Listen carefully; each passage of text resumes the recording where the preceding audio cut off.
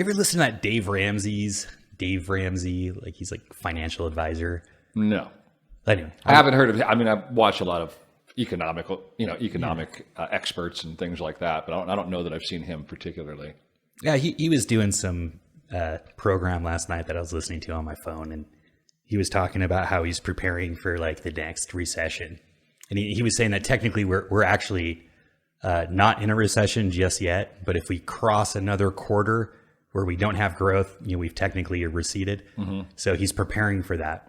Well, let me ask you something. Like I've been hearing a lot of talk about the decrease in value of silver and gold in terms of like, get rid of that, put it into other means as opposed to holding it. No, because that's foolish. I think it's, they're saying, because up against some of the digital currency, one in particular, that obviously like the one in particular is a great, it seems like a very great, the best investment that you could possibly have at this particular point to some degree. But sure. What do you think about, the devaluing of gold and silver over the next decade? What are your thoughts on that? Well, it's more than just thoughts.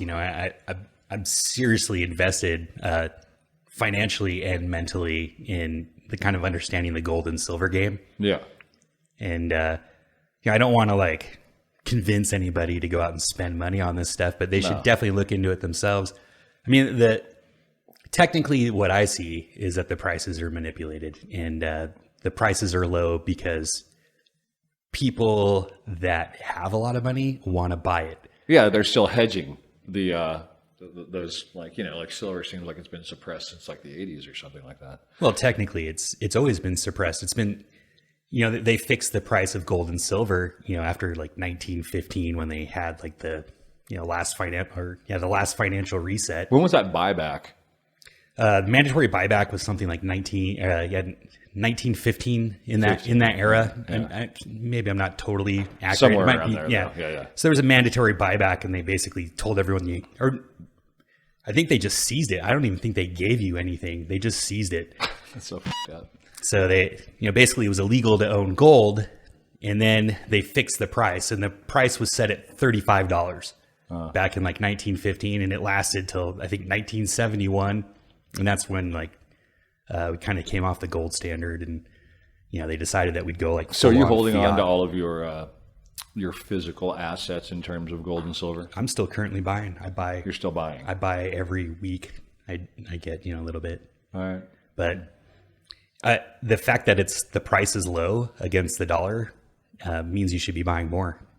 Yeah, I know. I don't think that the fiat currency is going to completely bail. There's always going to be something. It's just not going to be worth in a little while. It's going to be worth considerably less than it's being manipulated as right now. I'm just kind of at the point right now where I'm stacking up a bunch of money, and I think if I can, like other people are probably killing it. Oh yeah, for sure. Yeah. So but it seems like cash is taking a total though. Like actual physical cash. Like holding on. Back in even 30 years ago, like having just like a hypothetically a huge stash under your mattress seemed like a pretty smart move. And I'm not saying it's not in an emergency situation, since we still use that regularly. But I think to have like an excess amount of actual paper cash is it doesn't really make as much sense today as it did even 15 years ago. Well, if we lived in the real world, and we don't, for some reason, like everything's kind of wobbly and twisted. It's very surreal. Yeah. If we lived in the real world, if you just keep printing more cash, it loses value, but we don't live in that world. So, this kind of concept of like Keynesian economics is working. I don't know what magic they've implemented. Well, I kind of do, but it is weird to hold on to a ton of cash. Like even now or even before, because it's kind of better off invested in something else.